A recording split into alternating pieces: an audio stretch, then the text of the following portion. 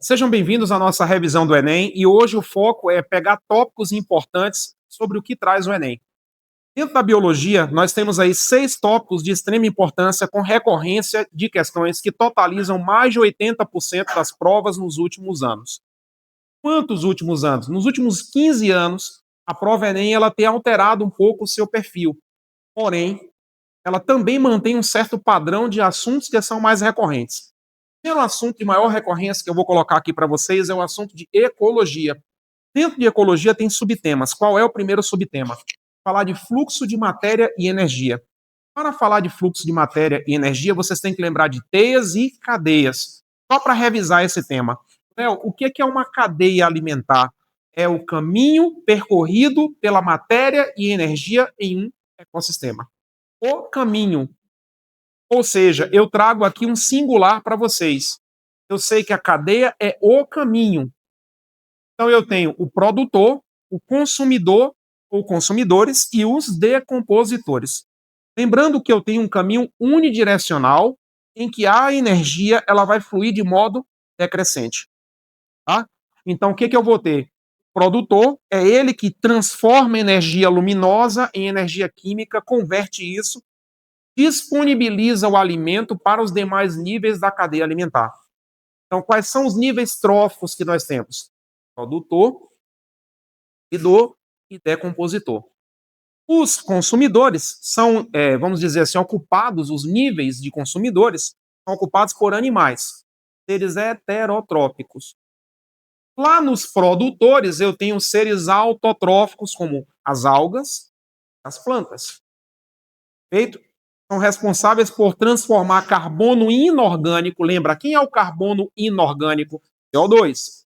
Carbono inorgânico é convertido em carbono orgânico na fórmula da glicose, C6H12O6. Maravilha. Então eu tenho aqui os fluxos de matéria e energia. A cadeia, eu já signifiquei para vocês o que é. A teia, na verdade, muitas vezes, de forma simplificada, as pessoas dizem é um conjunto de cadeias. Reparem, eu vou repetir o conceito de cadeia. É o caminho percorrido pela matéria e energia em um ecossistema. O caminho. Mas quando eu falo teias, eu vou dizer que são os caminhos percorridos pela matéria e energia nos ecossistemas. Eu posso ter vários caminhos e esses caminhos eles se cruzam. Só tem uma ressalva. Não há necessidade de, na teia alimentar, representar os decompositores. Na cadeia eu represento. Na teia, não há obrigatoriedade de representar o decompositor. Por quê, Léo? Eu subentendo que ele está presente. Lembrando, seres decompositores, eles são formados por organismos de fungos e bactérias, que são saprobiontes. Vivem de decompor. A palavra sapro significa decomposição. Biontes, aqueles que vivem de. Então, aqueles que vivem de decomposição são chamados de saprobiontes. Muito bem. Aqui eu trago para vocês um segundo tópico que eu quero relembrar, de relações ecológicas. Bom, eu tenho que entender que as relações ecológicas elas vão se subdividir em duas categorias básicas. Vou colocar assim, primeiro grupo aqui, as chamadas intraespecíficas, relações intraespecíficas, ou seja, dentro da mesma espécie, indivíduos da mesma espécie. Estes indivíduos da mesma espécie, eles podem se comunicar, se relacionar de duas formas, de maneira harmônica, relações harmônicas, e ou relações desarmônicas. Eu vou exemplificar algumas coisas, tipo, quando a relação é dentro da mesma espécie, é intra, e é harmônica, eu vou dizer assim, ela é representada por 2 mais. Simbolicamente vão aparecer aqui 2 mais. Se forem desarmônicas, eu vou ter aqui um mais e um menos. Ok? Nesse nível, como é que eu tenho relações harmônicas entre indivíduos da mesma espécie? Colônias são exemplos. Colônias dentro da mesma espécie. Eu tenho colônias de bactérias, seria um exemplo. Colônias de corais, outro exemplo. Uma curiosidade, como é que eu chamo os corais? selenterados. Corais também são chamados de selenterados. São colônias, inclusive, chamadas de colônias isomórficas. Todos vão ter mesma forma e mesma função. Lembrem que quando esses selenterados, era para tudo, a que grupo de seres vivos pertencem os selenterados? Eles são quinidários.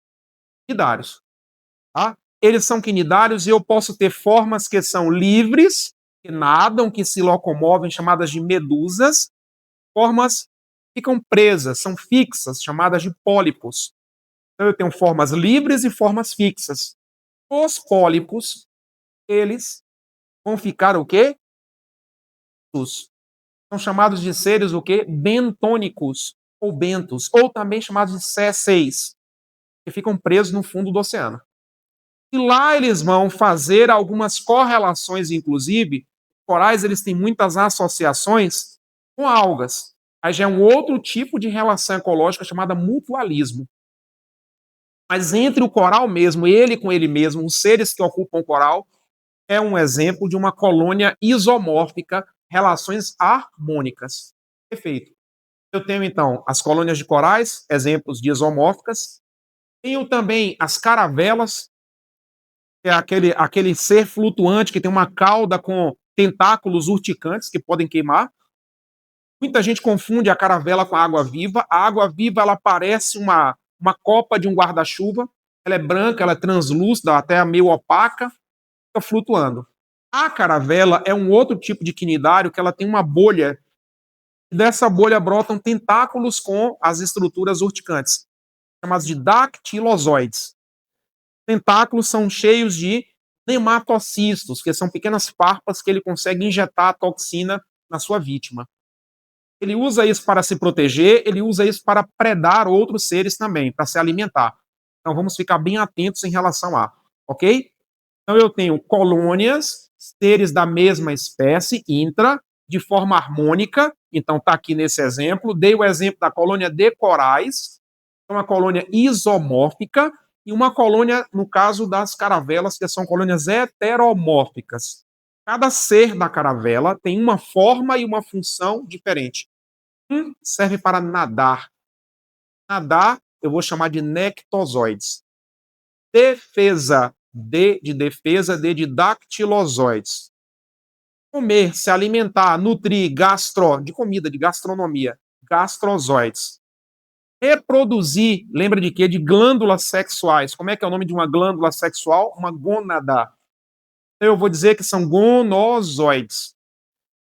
Então vamos lembrar? São seres que ocupam essa sociedade ali, esse conjunto, na verdade, a colônia.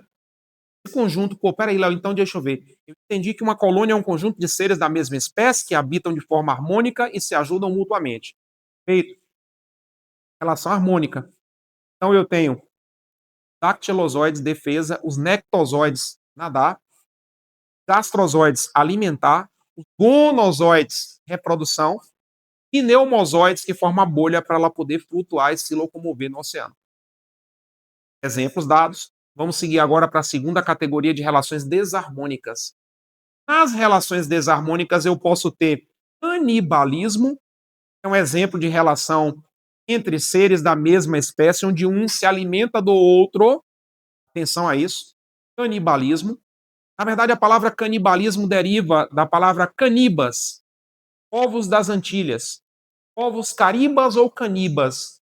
Eles eram povos antropófagos, por esse motivo, eles se alimentavam de carne do seu opositor. Uma questão meio mítica, de que eles acreditavam que iam absorver a força, a energia do outro, se livrar dos males.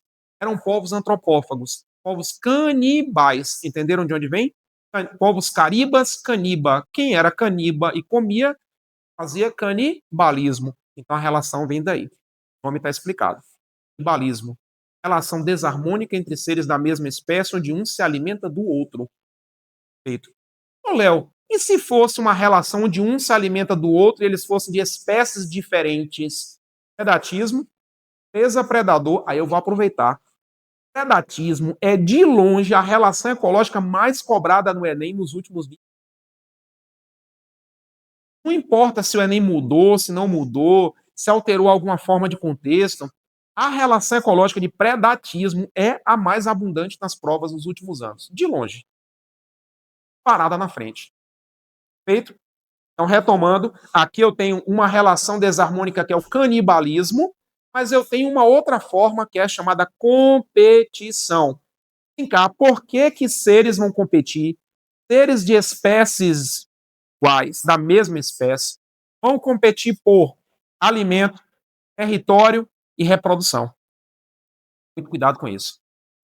Quando a competição é dentro da mesma espécie, vai ser por território, alimento e reprodução.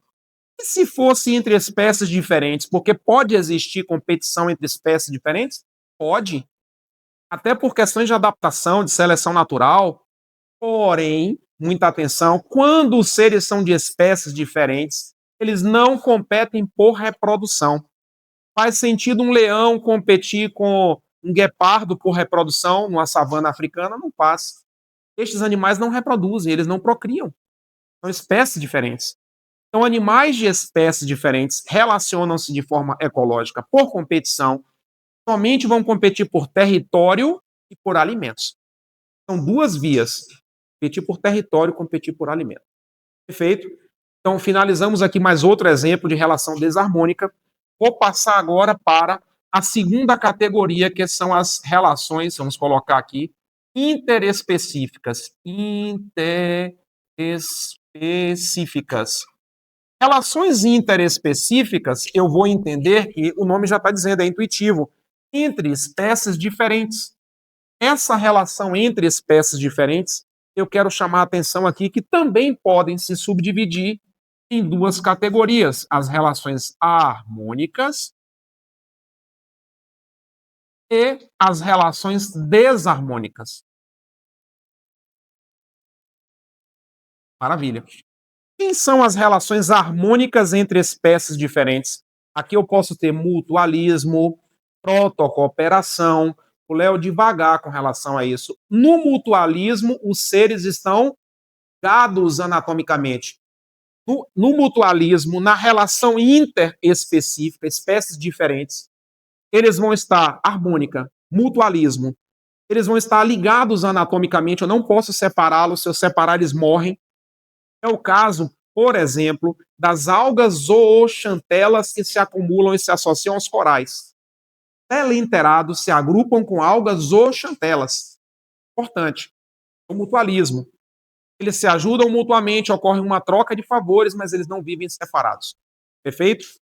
Se eu tiver uma relação de protocooperação, um ser ajuda o outro, mas eles podem viver separados. Vou dar um exemplo.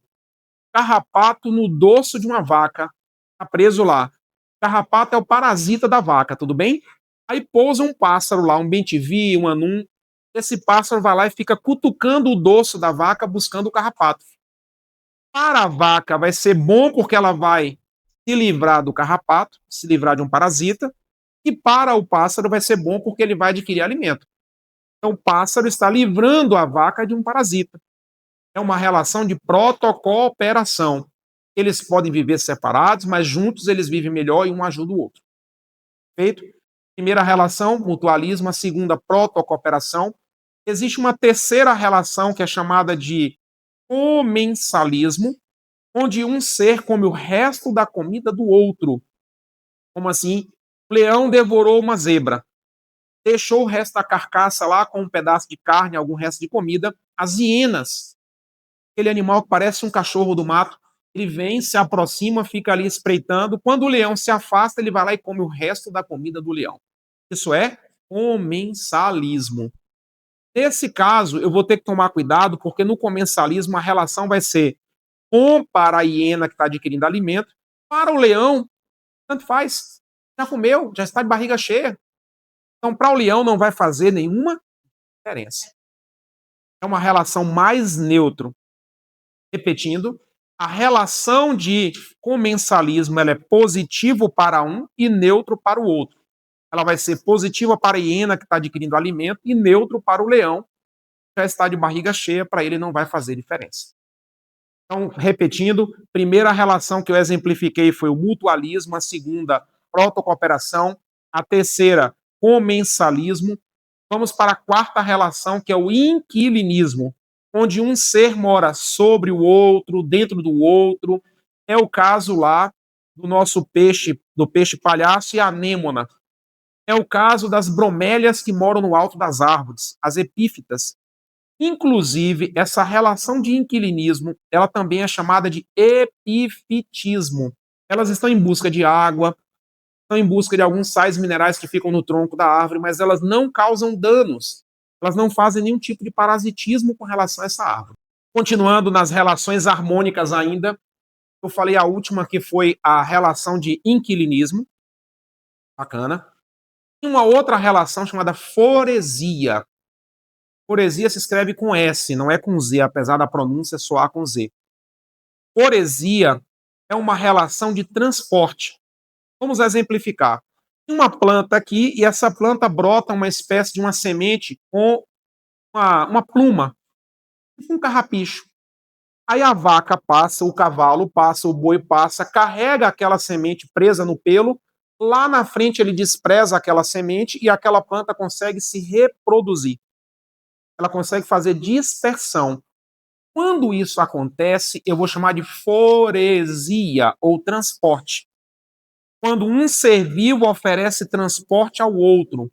Tem um exemplo de um peixe pega carona com um tubarão, fica grudado embaixo do tubarão, a rêmora. Quando a rêmora está pegando carona com o tubarão, foresia. Quando ela se desgruda do tubarão e come o resto da comida do tubarão, aí é comensalismo. Então vamos tomar cuidado com isso. A rêmora pode ter dois tipos de relação com o tubarão. Ela pegou carona, foresia, ou transporte. Ela se alimentou do resto da comida do tubarão após ele ter comido, isso aí já é comensalismo. Maravilha? Então, terminamos aqui as relações harmônicas, as mais importantes. Relações desarmônicas, faltou um acentinho aqui. Nas relações desarmônicas, quem eu tenho? Eu tenho competição. Competição entre indivíduos de espécies diferentes. Esses seres de espécies diferentes, eles vão competir por alimento e vão competir por território. Não competem por reprodução. Já comentamos isso antes. Além da competição, eu vou ter também a relação de predatismo. Lembrem-se de que quando a relação é harmônica, eu terei aqui uma relação mais. Quando a relação é desarmônica, vai ser mais e menos. Uma curiosidade, algumas relações harmônicas também podem ser mais e neutro, ok? Mas as desarmônicas vão ter que ser mais e menos. Já está exemplificado aqui. Comparando, o canibalismo é para a relação intraespecífica, o que o predatismo é para a interespecífica. Aqui um animal pode devorar outro da mesma espécie. Existe inclusive um tipo chamado canibalismo reprodutivo. As aranhas, as viúvas negras, elas fazem o quê? Ela após copular com o macho, ela devora ele, ela faz canibalismo. Em ecologia, vamos colocar o tópico A3. Esse tópico A3 aqui, ele faz correlação direta com os desequilíbrios ambientais. Desequilíbrios ambientais. E dentro desse tópico, eu tenho subtemas relacionados que são efeito estufa,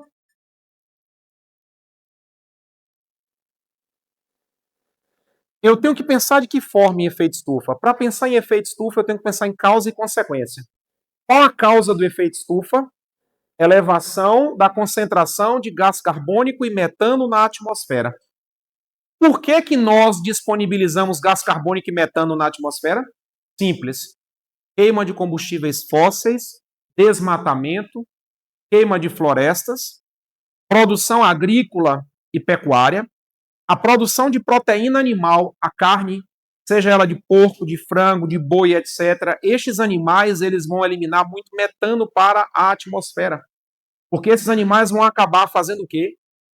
Vão liberar resíduos nas suas fezes e o resíduo das fezes dos animais acabam liberando metano. Curiosidade, o metano ele é 20 vezes mais poluente para a atmosfera do que o gás carbônico. Tomar cuidado com isso. O metano precisa ser queimado e transformado em CO2. Isso é feito através dos chamados biodigestores. Os biodigestores são uma técnica para tentar remediar o impacto do efeito estufa e do metano na atmosfera. Estes gases são retentores de calor na atmosfera. Então, se eu tenho causa, acúmulo de CO2 e metano, decorrente de indústrias, combustíveis fósseis, queima de carvão, desmatamento, criação de animais, produção de proteína a partir da criação de animais. Aí eu digo, e a consequência? Vou ter elevação da temperatura global, que vai provocar o degelo das calotas, automaticamente elevando o nível dos oceanos e causando um impacto ambiental em escala global. Essa é a relação de causa e consequência efeito estufa. Buraco na camada de ozônio. Buraco na camada de ozônio é assim. Durante muito e muito tempo, nós usamos gases de alta energia cinética para refrigeração. Era um gás que era usado em um spray, em um desodorante, um ar-condicionado residencial, um ar-condicionado de um carro, uma câmara para resfriar algum alimento. Então, quais eram os gases que eram utilizados? Eram chamados de clorofluorcarbonetos, ou CFCs. Estes CFCs, utilizados como gases de refrigeração, eles tinham alta energia cinética. Só que quando eles escapavam para a atmosfera, uma coisa acontecia. O CFC ele tem o poder de capturar oxigênio atômico, porque há um mecanismo onde o ozônio é o O3, ele libera um oxigênio, repetindo, o ozônio O3, ele libera um oxigênio atômico. Vou desenhar isso aqui para vocês entenderem. Nesse lance aqui do buraco da camada de ozônio, nós temos o O3. Esse O3 momentaneamente se convertia a O2. Como é que acontecia isso? Eu tenho aqui a incidência dos raios ultravioletas, a radiação solar. Esses raios UVs incidiam aqui no na nossa atmosfera, faziam uma transformação de ozônio em O2, aqui automaticamente liberavam o oxigênio atômico. Só que eu sei que esse oxigênio atômico ele é altamente instável. Esse oxigênio atômico precisa se ligar com alguém. Nesse caso, o que vai acontecer? Os gases à base de CFCs estavam aqui e capturavam esse oxigênio. Automaticamente, um CFC era capaz de capturar centenas de oxigênios, ou seja, este oxigênio não retornaria ao ciclo, deixando então o ciclo carente de ozônio. Eu comecei a ter uma escassez de ozônio na camada da atmosfera, e eu sei qual é o papel, qual a função do ozônio: filtrar os raios ultravioletas. Qual a causa? De novo, gases de refrigeração, como CFCs, que eram liberados na atmosfera. Qual a consequência disso? Redução do percentil da camada de ozônio. E eu tinha como consequência também, nesse momento que começou a acontecer o buraco na camada de ozônio, não filtrar os raios ultravioletas. Se eu não filtro os raios ultravioletas, o que vai acontecer? Eu vou ter maior incidência, vou ter maior formação de câncer em alguns animais. As plantas diminuem sua taxa de fotossíntese. Então, eu tenho impactos diretos no meio ambiente em função disso. A radiação ultravioleta, ao penetrar na nossa pele, nós temos a melanina, que é uma barreira protetora no nosso corpo. Mas na atmosfera, nós temos a camada de ozônio. Se essa radiação ultravioleta ela penetra na nossa célula, ela provoca mutações dos cromossomos. Células perdem a capacidade de controlar o seu ciclo celular. Se vocês bem lembram, em outro momento da revisão Enem, eu expliquei que dentro das células existe uma proteína chamada P53. Guarda esse nome, proteína P53. Ela controla o ciclo e diz quando uma célula anômala, uma célula anormal, ela deve fazer apoptose para fazer mecanismo de morte celular programada. Perfeito?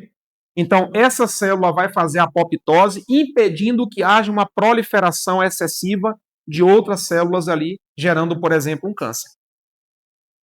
É essa proteína que é o marco referencial para bloquear a procriação de células. E por que essa procriação acontece? Exposição à radiação. Esse item, quem é? Eu vou falar um pouco sobre a eutrofização. Eutrofização. Vocês estão percebendo que falar sobre desequilíbrios ambientais é trabalhar, é lidar com causa e consequência. Eu tenho que entender o que causou aquele desequilíbrio e qual foi a consequência gerada por ele. Quando eu falei aqui de efeito estufa, buraco na camada de ozônio, sempre lidei com a vertente causa e consequência. Ao falar agora sobre eutrofização, quem é a causa? Existem duas causas principais para a eutrofização. Causa 1 é liberação de esgoto nos rios, nos cursos d'água. Se eu libero esgoto nos cursos d'água, o esgoto contém muita matéria orgânica, essa matéria orgânica vai hipernutrir as algas, que vão se proliferar em excesso. As algas se proliferando em excesso vão cobrir a superfície do lago e essa água vai ficar esverdeada. Isso aumenta a procriação de bactérias. Haverá uma depleção ou consumo total do oxigênio na água daquele local, naquele lago, naquele rio, naquele riacho, naquela represa. Diminuindo a taxa de oxigênio, isso automaticamente provoca a mortandade em excesso de animais, de plantas, de algas. Agora eu tenho que entender que eu disse uma causa primeira, que é o esgoto. Existe uma outra causa que são os adubos químicos, como por exemplo NPK, nitrogênio, fósforo e potássio. Eutrofização é um fenômeno que vai acontecer frequente em provas Enem e vestibulares. O adubo químico é usado na lavoura, quando chove, ela carrega isso para dentro do rio, e o adubo que foi usado para hipernutrir a lavoura vai ser usado para hipernutrir algas que estão dentro daquela água, de um lago, de uma represa ou de qualquer curso d'água. O fenômeno vai ser o mesmo: proliferação excessiva de algas, proliferação excessiva de bactérias, consumo do oxigênio naquele local e logo depois morte de animais e plantas. E algas também. Perfeito? Então entendemos o fenômeno de eutrofização. Vamos avançar em mais um aqui. O outro fenômeno de desequilíbrio que eu quero lembrar é magnificação trófica. Por que, Léo, que você quer enfatizar esse recurso? A magnificação já está dizendo, magno é aquilo que é grande, é aquilo que é intenso. Eu tenho efeito de bioacumulação de substâncias não biodegradáveis aqui. Metais pesados, agrotóxicos, eles vão se acumulando de forma exponencial ao longo das cadeias alimentares e das pirâmides. Lembrem, há uma representação muito frequente em provas da pirâmide. Você tem aqui o produtor, aí uma planta, por exemplo, aí depois tem o consumidor primário, que pode ser um gafanhoto, um consumidor secundário, que pode ser um sapo, um consumidor terciário, que pode ser uma cobra, e um quaternário, que é um gavião. Ao passar nesses níveis da pirâmide, produtor, consumidor primário, secundário, terciário, quaternário, há um aumento exponencial de acúmulo desses resíduos tóxicos. Quem são eles? Repito, metais pesados e agrotóxicos. Só que tem um chamado de DDT. É um agrotóxico bastante utilizado em alguns lugares do mundo ainda. Foi proibido em outros, mas em grande parte do planeta ainda se utiliza o DDT. Esse DDT ele é para combater pragas nas lavouras. E quando ele acumula nos níveis tróficos, ele vai exponencializando. Por exemplo, no produtor, na base da pirâmide, eu tenho uma concentração de 0,0001 partes por milhão em ppm. Quando passa para o consumidor primário, já passa para 0,01. Aí depois passa para 1 vezes 10 alguma coisa, depois 1 vezes 10 alguma coisa. Eu vou exponencializando a curva de crescimento de acúmulo desse biopoluente. E isso gera impactos sem precedentes. Não dá para dizer qual é o nível, a escala, vai depender do tipo de produto que se acumulou ao longo da cadeia. Tem um exemplo muito clássico na história da biologia, que é a Baía de Minamata, no Japão, onde eles olhavam na água da baía e tinha um acúmulo de mercúrio. Quando ia ver, a concentração de mercúrio na água era 0,00 alguma coisa. Quando chegava no peixe, chegava no marisco, no fruto do mar, chegava ao ser humano, essa concentração deixou muita gente cega, ou morreu, ou ficou com algum tipo de sequela na época por intoxicação com o mercúrio. E chumbo também. Mercúrio, chumbo e agrotóxicos. Então, falar de magnificação é aumento, é acúmulo, é bioacumulação de substâncias não biodegradáveis. Léo, uma outra dica importante. Atenção, uma outra dica importante em ecologia. Estudem pirâmides ecológicas. Pirâmides, elas são formas de representar, vamos anotar o conceito? Pirâmides são formas ilustrativas de representar o fluxo de matéria e energia, bem como o número de indivíduos nos ecossistemas. Vamos repetir? Pirâmides são formas ilustrativas de representar o fluxo de matéria, energia e número de indivíduos. Fluxo de matéria, energia e número de indivíduos. Existe uma pirâmide dessa que não pode vir de cabeça para baixo, que é a pirâmide de energia. Por quê? Não existe uma caloria de um amendoim alimentando 500 calorias de um elefante. Não faz sentido. A energia na natureza, ela nunca é crescente, ela é decrescente ao longo das cadeias alimentares. A única pirâmide que não pode vir invertida é a pirâmide de energia. As demais podem ser invertidas sim, como? Atenção, quando eu tenho uma pirâmide de números, uma árvore pode alimentar 10 macacos que alimentam 1000 piolhos. Então é uma pirâmide invertida de cabeça para baixo. Uma árvore, 10 macacos, 1000 piolhos. Perfeito. Mas eu posso ter também uma pirâmide de biomassa de cabeça para baixo, onde a base da pirâmide, atenção a isso, a pirâmide de biomassa só pode ser invertida se for um caso de um ecossistema aquático, onde a base da pirâmide for representada pelos fitoplânctons, algas que se reproduzem rápido, ela aumenta e decresce numa proporção. Amanheceu, o lago está com X toneladas de algas. Durante o dia, aumentou a fotossíntese, aumentou essa biomassa, procriou bastante. Os animais se alimentaram, reduziu essa biomassa. Então, pirâmide de biomassa pode ser invertida em se tratando de um ecossistema aquático e a base tem que ser representada por produtores fitoplânctons. Ô, Léo, e a pirâmide de energia? Não faz sentido uma pirâmide de energia vir invertida. Muita atenção com pirâmide na hora da prova do Enem. Perfeito? Então, basicamente, isso aqui. Agora, e biomas? Dicas sobre biomas. Vamos anotar isso aí? Vamos lá? Deixa eu apagar essa parte do quadro aqui.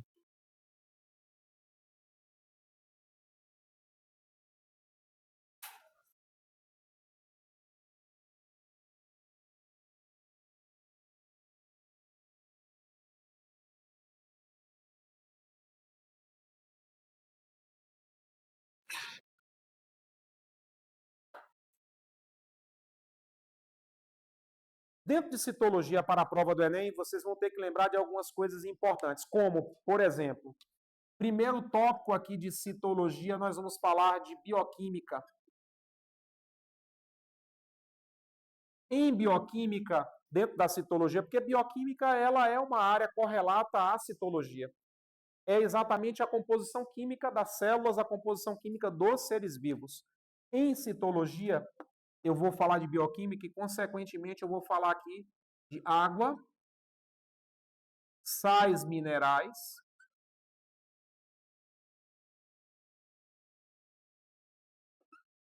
esses dois compostos, água e sais minerais, são compostos orgânicos ou inorgânicos, compostos inorgânicos. Inorgânicos. Além de água e sais minerais, eu vou ter aqui carboidratos,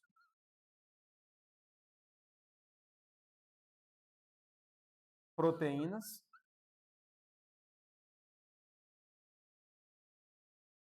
lipídios,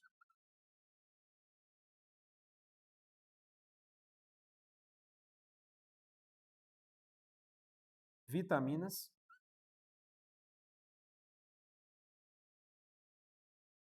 e ácidos nucleicos.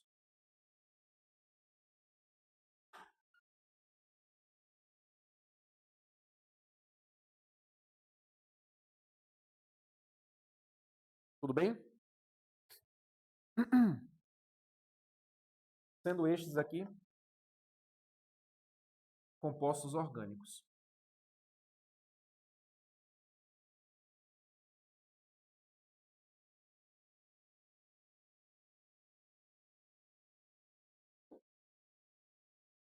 Perfeito? Anotem aí para que eu possa explicar para vocês rapidinho. Vou dar uma pausa aqui na gravação enquanto vocês estão. Vamos iniciar com dicas básicas aqui? Vamos lá? Atenção, atenção. Vou colocar esses pilotos aqui porque eu não vou deixar só 2 aqui na mão para escrever ali. Ó, dicas. Vamos à atenção. Falar de citologia, nós temos que falar sobre bioquímica. E falar de bioquímica, eu vou lembrar de água e sais minerais. A água, ela é um solvente universal. A água, ela tem um alto calor específico e por isso foi escolhida para a troca de calor entre os seres vivos e o meio ambiente. Ela demora capturando calor e demora liberando calor, então ela é um bom trocador de calor. A água, ela é um solvente universal e ela entra em reações químicas de 2 naturezas. Reações químicas que são de síntese por desidratação e reações de hidrólise. Extrema importância. É a substância mais abundante de qualquer ser vivo. Eu tenho agora os sais minerais que são chamados de micronutrientes. O corpo precisa deles em pequenas quantidades. Lembrar, esses sais minerais eles podem estar em 2 formas nos seres vivos. Ionizados, livres nos fluidos corporais, ou eles podem ser imobilizados, como é o caso do carbonato de cálcio e o fosfato de cálcio preso ao osso da gente. Sal mineral. Vou lembrar alguns sais minerais aqui que são de costume cair na prova do Enem. Sais minerais à base de sódio e potássio ajudam no transporte ativo, na bomba de íons no nosso sistema nervoso, ajudam a condução de impulsos nervosos na repolarização de neurônios, sódio e potássio. Bomba de sódio e potássio, despolarização de neurônios. Um outro íon importante é o de iodo. Os sais minerais à base de iodo, eles ajudam a glândula tireoide a fabricar 2 hormônios, T3 e T4. T3 é triiodotironina, T4 tetraiodotironina, responsável pela formação do hormônio tiroxina, que controla o metabolismo das células. Então, o iodo, importante sal mineral aqui. Além do iodo, eu vou ter um outro sal mineral que é o ferro, ferro ferroso, Fe++, formação de hemoglobinas, ocupação de hemácias e transporte de oxigênio, transporte de gases. A falta deles causa anemia no organismo. E aí as provas vão cobrar esse assunto aqui de sais minerais atrelado com a parte de tecido sanguíneo e imunidade. Vai adotar essa parte de tecido imunitário. Perfeito? Atenção aqui. Além desses sais minerais aqui, eu tenho um sal mineral de magnésio. Para que servem os sais de magnésio? Eles servem para compor a molécula de clorofila, que é extremamente importante. Olha a correlação. O magnésio traz importância para a vida na Terra. Por quê? Porque o magnésio compõe a clorofila efetua a fotossíntese, convertendo energia luminosa em energia química. Automaticamente, o que eu imagino? Que essa clorofila contendo o magnésio é um sal mineral que sustenta de forma direta ou indireta toda a vida do planeta. Inclusive, a fotossíntese libera oxigênio, que é utilizado por todos os seres. Esse oxigênio é liberado pelo processo de fotossíntese de algas e plantas. Vamos lá, além disso, um outro sal mineral importante aqui, sais à base de cloro. Para que serve o íon Cl-? Na verdade, o íon cloreto ele é utilizado para controlar a quantidade de água que existe dentro das células. O equilíbrio hidroosmótico é dado pela quantidade de íons cloro que estão presentes nos corpos dos seres. Além destes minerais, eu posso lembrar alguns outros, como, por exemplo, o cobre, o cobalto, que são sais minerais para a realização de enzimas que atuam na fabricação de hemácias. Uma pessoa com carência de hemácias, com anemia, por exemplo, ela deve repor no seu organismo ferro, ferroso a cobalamina, que está associada à questão da fabricação da vitamina B12, cianocobalamina. O cobalto é o sal importante para a fabricação. E o cobre para fazer enzimas que vão acelerar o processo e a reação química. Perfeito aí? Bom, maravilha. Pulando aqui desses sais minerais agora para os carboidratos, lembrem que carboidratos são açúcares. podem ser divididos em monossacarídeos, disacarídeos e polissacarídeos. Monossacarídeos são carboidratos que têm de 3 a 7 carbonos. Disacarídeos, 2 monos podem se unir até 10 monos, formando um disacarídeo. Lembrar que a ligação entre um monossacarídeo e outro monossacarídeo é chamada ligação glicosídica, e essa ligação perde água. Ela é uma reação de síntese por desidratação. Ok? Nesse caso aqui, dos carboidratos, eu tenho também os polissacarídeos, que tem mais de 10 monos juntos. Lembrem-se de que os carboidratos, eles podem ser, vamos repetir isso aqui, monossacarídeos, disacarídeos e polissacarídeos. Ó, a revisão zona geral de muita coisa aí que vocês não estavam lembrando. Mono, di e poli.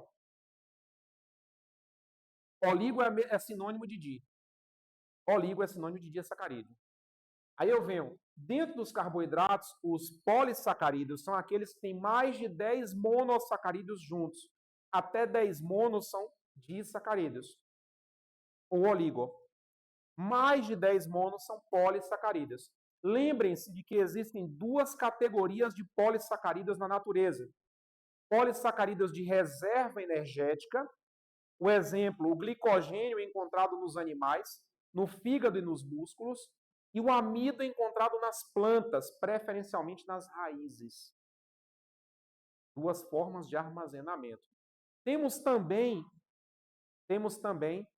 os carboidratos sendo estruturais. A segunda função dos carboidratos é ser estrutural. Eu tenho a celulose formando a parede celular de plantas, a quitina formando o exoesqueleto dos artrópodes. Então, são substâncias de origem estrutural. Carboidratos polissacarídeos. Não esquece, carboidratos podem ser de função. Vamos pensar nisso juntos? Quais as funções de um carboidrato?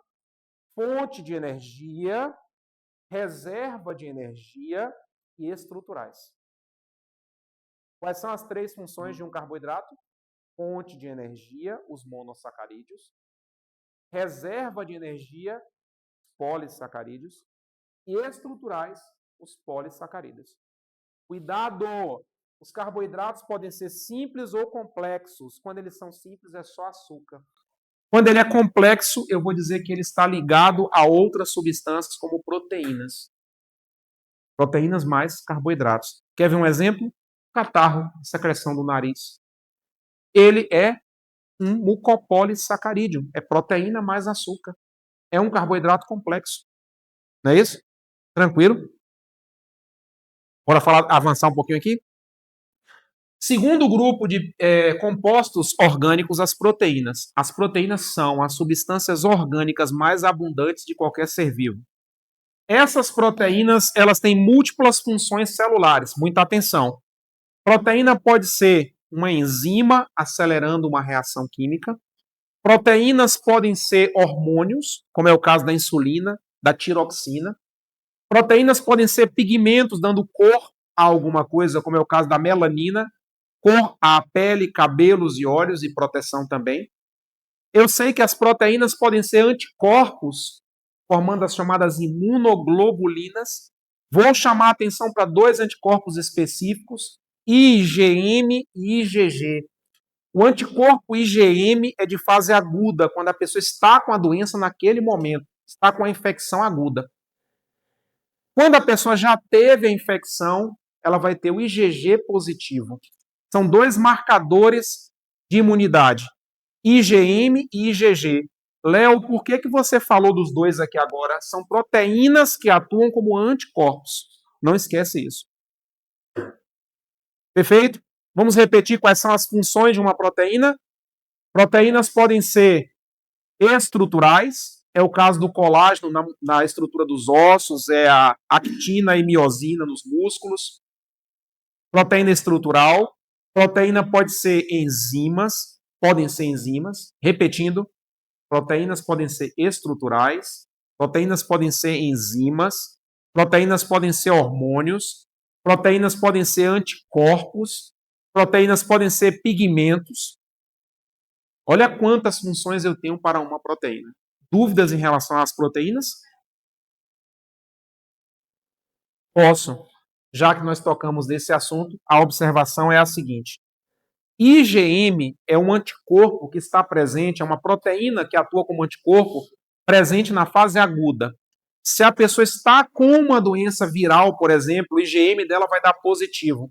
São os anticorpos produzidos para defender o organismo durante o momento da infecção. IgM.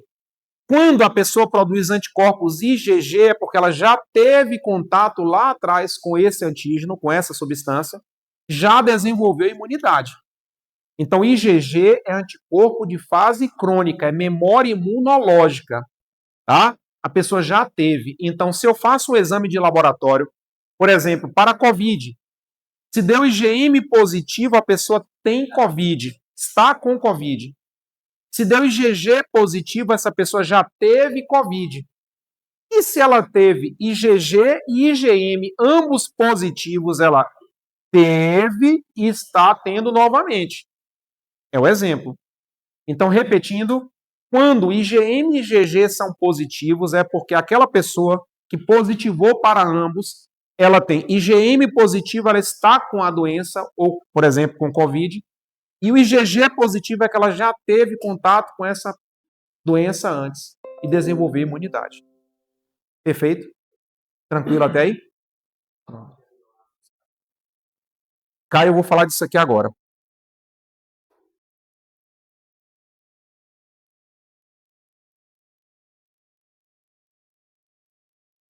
Bom, seguindo aqui, nós falando ainda sobre proteínas, atenção, ainda comentando sobre proteínas, as proteínas são formadas por uma junção de aminoácidos. Léo, o que vai unir dois aminoácidos? Uma ligação peptídica. É a ligação entre o grupo amina de um e o grupo carboxila do seu vizinho. Essa ligação peptídica vai começando a formar cadeias polipeptídicas e quando eu tenho de 70 aminoácidos ou mais, eu inicio a formação de uma proteína. Agora, guardem essa informação. As proteínas são cadeias poliméricas, são polímeros de aminoácidos. Quantos tipos de aminoácidos nós temos? 20 tipos. Quantos tipos de aminoácidos nós temos? 20 tipos. Estes 20 tipos podem se organizar em sequências, quantidades diferentes para formar proteínas diferentes. Quem vai determinar a sequência dos aminoácidos é o código genético de cada ser vivo. É a informação, é a sequência de trincas de bases nitrogenadas de cada ser vivo que vai determinar isso. Atenção ao processo. Nós falamos aqui sobre água e sais, compostos inorgânicos, não orgânicos, que não são sintetizados por seres vivos, eles são metabolizados. Os compostos orgânicos, eles são produzidos por seres vivos. Seres vivos produzem carboidratos, proteínas, lipídios, vitaminas e ácidos nucleicos.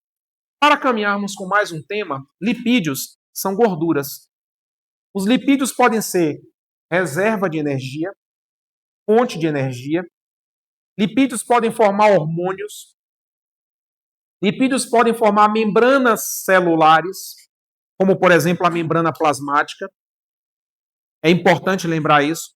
Os chamados fosfolipídios, componentes básicos da membrana plasmática. Ok?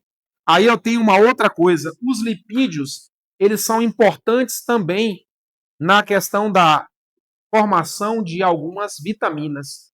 Existem vitaminas que são lipossolúveis, elas se dissolvem, elas se diluem em gorduras. Vitamina A, D, E e K. Aproveitando para fazer uma correlação, as vitaminas são substâncias não estruturais.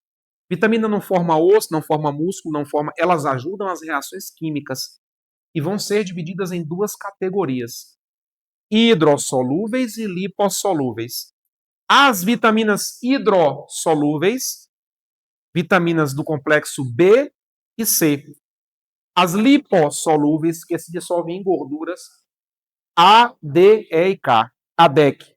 Então, as vitaminas estão aqui distribuídas assim. Lembrando que não são estruturais. Os ácidos nucleicos, eles são, na verdade, elementos polímeros que armazenam material genético. Eles armazenam bagagem genética. Esses ácidos nucleicos, eles vão servir para realizar a síntese de proteínas, armazenar material genético, formar os genes. armazenados dentro dos cromossomos. Os ácidos nucleicos podem ser divididos em duas categorias básicas: o ácido ribonucleico, que é o RNA, e o ácido desoxirribonucleico, que é o nosso DNA. Léo, como diferenciar o DNA do RNA? O DNA e o RNA vão ser diferenciados a partir da quantidade de fitas que eles possuem, porque o DNA tem uma fita dupla e o RNA fita simples. Eu sei que vai variar também o tipo de nucleotídeo que vai compor em um e em outro. No DNA eu tenho adenina, guanina, citosina e timina. Já no RNA, a timina é substituída pela uracila. Lembrando também que a pentose, o açúcar de 5 carbonos que forma um e o outro é diferente. Ambos têm açúcares de 5 carbonos. Lembrar, açúcar de 5 carbonos é um monossacarídeo. Então, na composição dos ácidos nucleicos, eu tenho monossacarídeos. E aí vocês vão ter que deixar isso aqui reservado, essa história de ácidos nucleicos, porque o açúcar que forma o RNA é a ribose. O açúcar que forma o DNA é a desoxirribose. Tudo bem aí? Perfeito. Onde eu encontro o DNA e o RNA é uma outra forma de diferenciar. O DNA está predominantemente no núcleo da célula, o RNA está no núcleo também, formando o nucleolo, RNA ribossômico, mas o RNA está em grande quantidade no citoplasma, formando os ribossomos e o RNA transportador. Ou seja, RNA ribossômico. Perfeito aqui? Encerramos mais um pedacinho com relação a isso. Eu vou falar agora do tópico B2 para a gente encerrar por hoje. Pode ser? B2 eu vou falar de quê, Léo? Vou falar um pouco das organelas e lembrar da função de cada uma. Vamos fazer isso rapidinho? Bom, falando um pouco mais sobre citologia, lembrando sobre organelas e as funções específicas, vamos fazer uma navegada rápida em relação a isso. A carioteca é uma estrutura que envolve o material genético, é uma membrana análoga à membrana plasmática.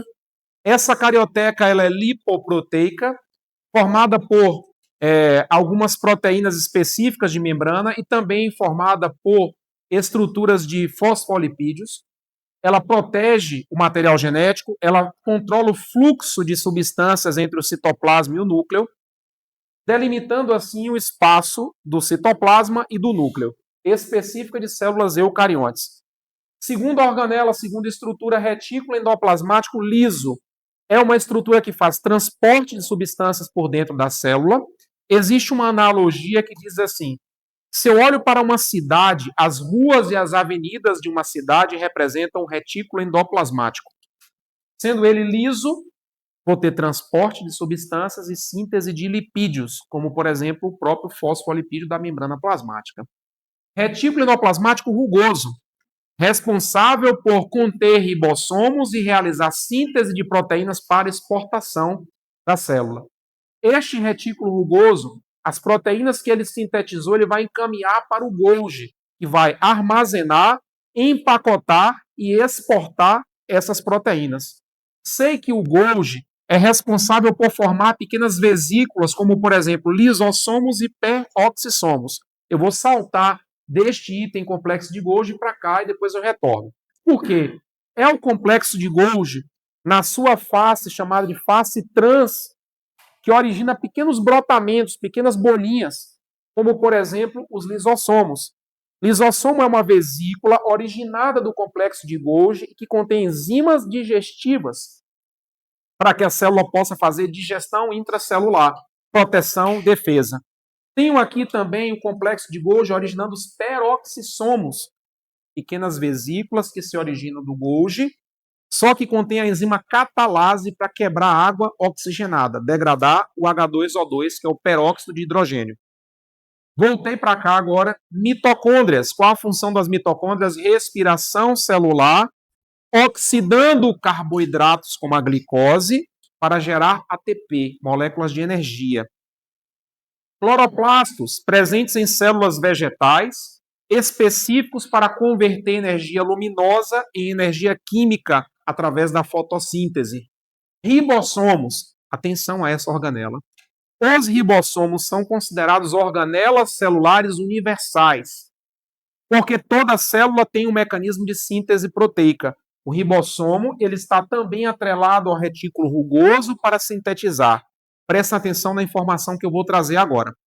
Existem três formas pelas quais eu encontro ribossomos dentro de uma célula. Livres no citoplasma, eles são inativos.